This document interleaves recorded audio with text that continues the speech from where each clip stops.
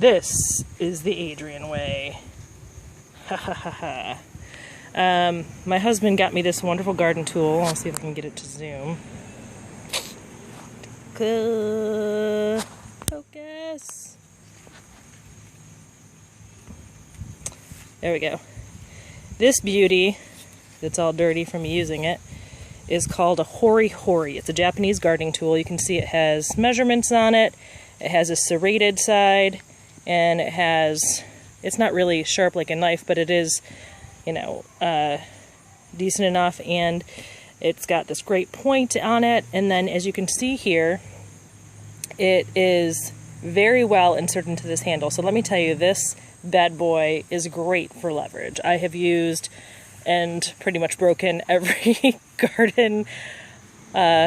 little gardening tool trying to dig out some of the rocks in our yard. You can see the clay has tons of rocks still in it. So, sorry, I haven't focused close in. So anyway, this is the method that I was using earlier, was this great Hori Hori. You know what? Get the cut, get it done. Don't worry about twisting and breaking. I'm not sure how well I'm going to be able to do this holding the camera, but let's try. So with the Hori Hori, I've just been kind of making sure that I get the corn kind of bent away from there, from the stalk. And just going in and literally,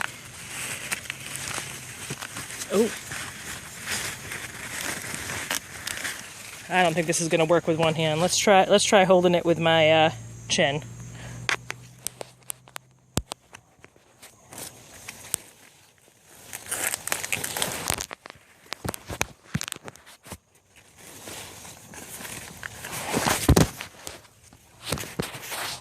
Fail.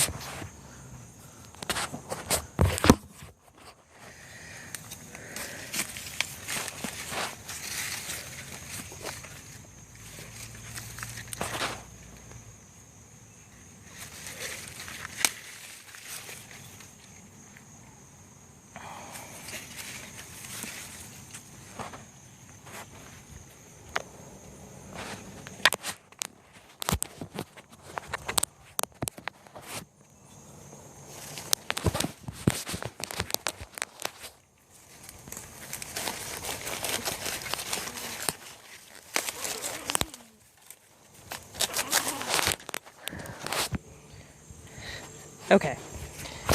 I swear it was easier doing it this way a second ago, but now I think the hand way might be better. Well, I hope you guys have enjoyed watching that. When I go to shuck these bad boys later, whoop, I will show you that, because I think we're going to shuck them, because no. I have to decide how much we're going to freeze. We'll vacuum seal some of it and freeze it so we can have some corn in the winter time. I thought maybe everybody would like to see the tomatoes too. Yeah, if you watched Phil's last video, you probably saw our last couple, how many tomatoes we had. I had to take a whole bunch of green ones off.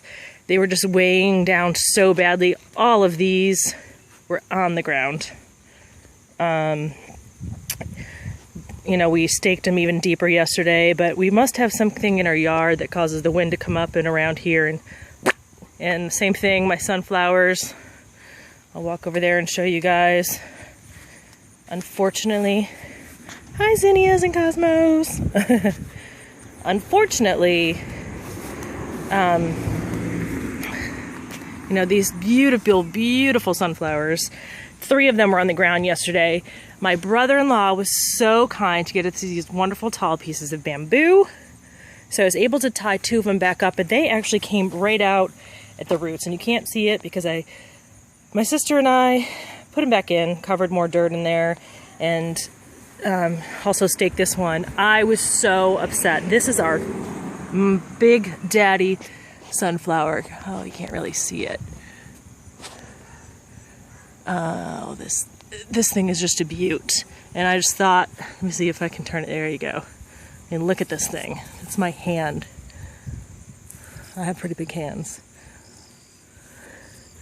But I mean, what a massive loss of sunflower seeds if we lose this, and they were not ready. If you can see, let's see if I can zoom in. get it to clear. Okay, those are the heads of sunflower seeds, and right now they're all white, these little things here. When they're ready, they will start getting their black stripes on them. And then the leaves, not just these, but the leaves will start turning brown, and that means they're ready to go. And they really are not going to get ready unless you leave them on the plant. So if you take the head off, it's not really like they're going to get ready. You can see where all the flowers are falling out. They won't necessarily just dry out on their own. They need to be on the plant still. And so that is why it was so important for me to get this. I mean, there's probably hundreds of them in here. I mean, I don't want to lose that product. And then I also don't want to lose my seeds to plant these next year, because these just did so wonderful. And these other two guys here were the other two. Let's see if I can get it to focus. These were the other two that had come down. I mean, these sunflowers are just so tall. I mean, they have got to be like 15 feet tall. I don't even know. That's our newest one up there. I don't know if you can see that one. It is the brightest yellow one, but it's the baby one. It still has bees on there, and you know, when the bees are up there, they don't even care that I'm around. They're so happy. And these are two that kind of came down after. Then I got a couple more. I got another pretty one over here, a small one. You can kind of still see the bees all in there. Yeah. We're gonna get some good sunflowers. This is our first year doing sunflowers, but I'm so excited. I did bring our pumpkins inside, and we're gonna be, later on, and I'll try to video that, we're gonna be making some pumpkin puree to vacuum seal and freeze, and some pumpkin seeds. I'm gonna do that at my sister's house, since my nephew thought he would like being out in the garden, but not so much, so he might enjoy doing the pumpkin guts better. Still got some peppers coming. Have to be really careful. I've had a lot of bottom rot on them, so I've really been coming over every day, checking them out. Ooh. Let's see if I can get it to focus. There we go. Just trying to make sure that I can salvage what I can. Got some hot little baby ones over there. Probably ready to pick some of these. Now these look ready, but they're supposed to be red, and you can see that only some of them are just starting. Every time I try to go get red peppers, they go bad before they get red. I don't know. I just might not know what I'm doing with them. I'm not sure. You can see our jalapeno, we've got a ton of them, but that plant is starting to go. Its leaves are getting all yellow. We already froze some of those so that we could make some more hot salsa and have those. We vacuum sealed them first, of course, so I got to pick the rest of this crop. Not much going on in that one. That one might be done. And then down here we still have our potatoes. And sweet potatoes, ooh, finally see a leaf and a flower in there. That's great. You know, with the potatoes, you have to wait for them to flower, and you can see my flowers are starting to die on my regular potatoes. Let me see if I can get in closer here. So we had these flowers, and they're actually really, really pretty when they are in bloom. You know, and it's not a bad thing that they're dying, because after they die, that means soon thereafter the potatoes will be ready to pick. Labor of love potatoes. They take a long time, but you know, our sweet potatoes from last year that we harvested right before the end of the season, those kept all, I mean, we were still eating them up until like 2 weeks ago. So, you know, they last for such a long time, but then with the sweet potatoes, you do have to wait for them to cure, or else they wouldn't be sweet. Picked a bunch of raspberries yesterday. Not a lot of crop, but a few good ones going on in there. They are so delicious. Some nice, sweet, and tart. Our cherry tomatoes, out of control. Oh my gosh. Unfortunately, I had a lot of bad split ones yesterday. I don't know if that was from the rain. You know, it's crazy. We probably get a pint or more every day out of the cherry tomatoes, and if you go to the store to buy a pint of organic cherry tomatoes, it's going to cost you like $3. I mean, we maybe have 5 plants in there.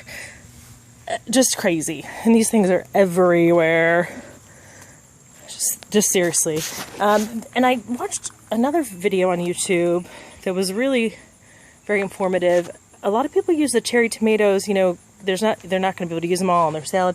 They use them to make a tomato paste because they're so much more condensed. And I thought, what a great idea. And they add that to a lot of their other tomato sauces just to give it a little bit more thickness.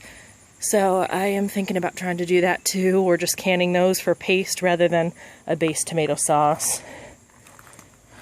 And Phil did dig out the strawberries. Still having, obviously, a lot of issues, not covered up, some bugs.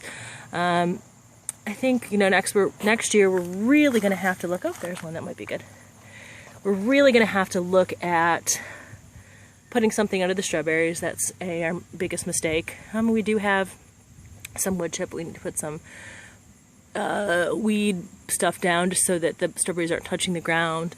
The planter box method that we looked at, where the hangover seems to be the best thing. And these are just some Bonnie strawberries. This is our first time trying all the berries this year. You know, hopefully we'll get better verse for next year. We cut off the lettuce, and it was doing fantastic. It's getting a little yellow now, so it's time to replant for fall lettuce. Get some nice green, fresh lettuce for this upcoming next couple months. We'll do some spinach and lettuce and cauliflower and broccoli. So that's pretty much what's left right now. Definitely time to get some fall in so that we can have something coming in over the next month or so. Alright guys, I hope you enjoyed this video today. Bye.